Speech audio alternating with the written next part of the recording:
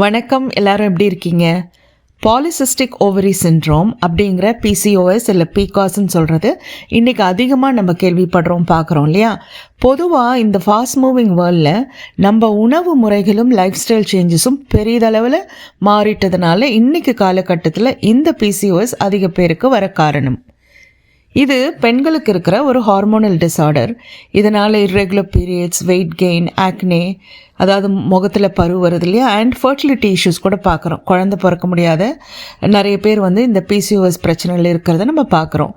உங்களுக்கு பிசிஓஎஸ் பிரச்சனை இருந்தால் நீங்கள் மருத்துவர்கிட்ட போய் சரியான ட்ரீட்மெண்ட் எடுக்கணும். கூடவே food and life style changes பண்ணணும். அது கூடவே சுவாதிஷ்டான சக்கரத்தை வலுப்படுத்துகிற விஷயங்களை நீங்கள் செய்யலாம்.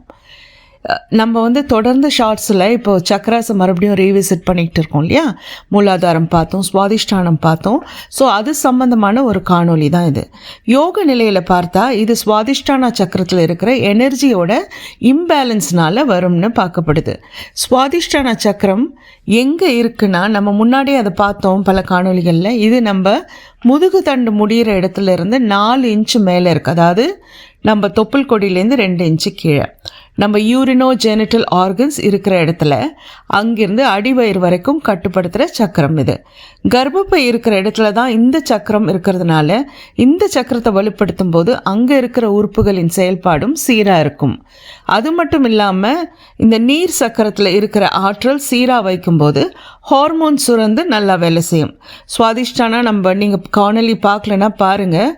அந்த சுவாதிஷ்டான வீடியோவில் நான் சொல்லியிருப்பேன் எப்படி இந்த பர்டிகுலர் சக்கரம் ஒரு நீர்த்தன்மை கொண்ட சக்கரம் அப்படின்னு. ஸோ பொதுவாக இந்த பிசிஓஎஸ் பிரச்சனைக்கு நம்ம என்னென்னலாம் எக்ஸசைசஸ் பண்ணலாம் அப்படின்னா, ஸ்ட்ரென்த் ட்ரைனிங், இங்கே நீங்கள் பார்க்குற மாதிரி பிரிஸ்க் வாக்கிங், ஸ்குவாட்ஸ், லஞ்சஸ், இதெல்லாம் நீங்கள் எடுக்கலாம். இதெல்லாம் யோகா இல்லாமல் நம்ம செய்கிற விஷயங்க. ஸோ பிரிஸ்க் வாக்கிங் ஏன் சொல்கிறேன்னா, இந்த பிசிஓஎஸ் ப்ராப்ளம் இருக்கிறவங்களுக்கு ஜாகிங் பண்ணுறதை விட பிரிஸ்க் வாக்கிங் ரொம்ப எஃபெக்டிவாக இருக்கும். அதுக்கப்புறம் நம்ம சுவாதிஷ்டான சக்கரத்தை பலப்படுறதை பற்றி பேசிகிட்டு இருந்தோம் இல்லையா? அதில் என்னெல்லாம் பண்ணலாம் அப்படின்னா, யோகா, தியானம், ப்ரீதிங் அண்ட் முத்ரா, இந்த 4 விஷயந்தான் இன்றைக்கி நம்ம ஸ்பெசிஃபிக்காக பார்க்க போகிறோம். என்னென்ன விதமான யோகாஸ் பண்ணலாம், தியானம் எப்படி பண்ணலாம், என்னென்ன விதமான ப்ரீதிங் எக்ஸசைசஸ் பிசிஓஎஸ்க்கு நல்லது, அண்ட் என்னென்ன முத்ராஸ் பண்ணலாம் அப்படின்றத நம்ம இன்றைக்கி பார்க்கலாம். முதல்ல முத்ரை, வருண முத்ரை செய்யுங்க. நான் வருண முத்ரைக்கு 2 வீடியோஸ் பண்ணியிருக்கேன். ஒன்று லாங்கர் வீடியோ, இன்னொன்று ஷார்ட்ஸாகவும் இருக்குது. அதை கண்டிப்பாக பண்ணுங்கள். வருண முத்ரை, வருணன்னாவே நமக்கு தெரியும்ல, மழை, நீர் சம்மந்தப்பட்டது.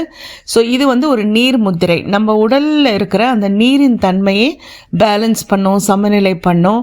அண்ட் எதெல்லாம் நம்ம உடம்புல ஹார்மோன்ஸ் இருக்குது இல்லையா, இந்த ஹார்மோன்ஸ் எல்லாம் நீரின் தன்மை கொண்டது தான். அதை எல்லாத்தையும் சமநிலைப்படுத்தும் இந்த வருண முத்திரை. அடுத்தது யோனி முத்திரை. யோனி முத்திரையும் நான் ஷார்ட் செஞ்சுருக்கேன், அதையும் கண்டிப்பாக பாருங்கள், கண்டிப்பாக செய்யுங்க. இந்த 2 முத்திரைகளும் நம்ம செஞ்சால் நம்ம பிசிஓஸுக்கு நல்லது. இந்த சக்கரத்தோட தியானம் செய்யலாம், அதாவது சுவாதிஷ்டான சக்கரத்தை வச்சு தியானம் செய்யலாம். நான் 20 மினிட்ஸ் வீடியோவும் போட்டிருக்கேன், அதுக்கப்புறம் நீங்கள் ஷார்ட்ஸும் இருக்கும். அந்த சுவாதிஷ்டான மந்திரமோட சாண்டிங், அது வம்ன்ற மந்திரம் சாண்டிங் பண்ணி நீங்கள் கண்ணை மூடி உட்காந்து ப்ரீத் பண்ணிவிட்டு வம் மந்திரம் சொல்லலாம். இல்லைன்னா இன்னும் எஃபெக்டிவாக இருக்கணும்னா நீங்கள் தியானமும் பண்ணலாம். 20 மினிட்ஸ் தியானம் பண்ணிங்கன்னா இந்த வம் மந்திரா சொல்லி அது ரொம்ப எஃபெக்டிவாக இருக்கும். அப்போ அந்த மாதிரி டைமில் நீங்கள் இந்த வருண முத்திரையும் கூட கம்பைன் பண்ணிக்கலாம். ஸோ நீங்கள் வம்மும் சாண்ட் பண்ணுவீங்க, தியானம் பண்ணிக்கிட்டே கையில் முத்திரையை நீங்கள் இந்த வருண முத்திரையை பிடிச்சிங்கன்னா ரொம்ப ரொம்ப எஃபெக்டிவாக இருக்கும். அடுத்தது யோகா போசஸ். இந்த சுவாதிஷ்டான ஷார்ட்ஸில் நான் இந்த யோகா பற்றிலாம் பேசியிருப்பேன். ஸோ பத்த கோணாசனா, அதாவது பவுண்ட் ஆங்கிள் போஸ், இது இடுப்பு ஏரியாவில் ஓப்பன் அப் பண்ணி அந்த பெல்விக் ரீஜனை வலுப்படுத்தும். அடுத்தது புஜங்காசனா, கோப்ரா போஸ், இது நம்ம லோவர் பேக்கை வலுப்படுத்தி அந்த இடத்த சுற்றி பிளட் சர்க்குலேஷனை அதிகரிக்கும். அடுத்தது கபோட்டாசனா இல்லைனா பிஜன் போஸ், அப்புறம் காடஸ் போஸ் இல்லைனா உட்கட்ட கோணாசனா. இது ரெண்டுமே நமக்கு அந்த பெல்விக் ஏரியாவுக்கு ஹெல்ப் பண்ணும், எக்ஸ்பேன்ஷனுக்கு. அப்புறம் நம்ம லோவர் ஆப்டமன், லோவர் பேக்குக்கு இது ரெண்டுமே ரொம்ப நல்லது. அடுத்தது மூச்சு பயிற்சி செஞ்சு இந்த இடத்த வலுப்படுத்தலாம்.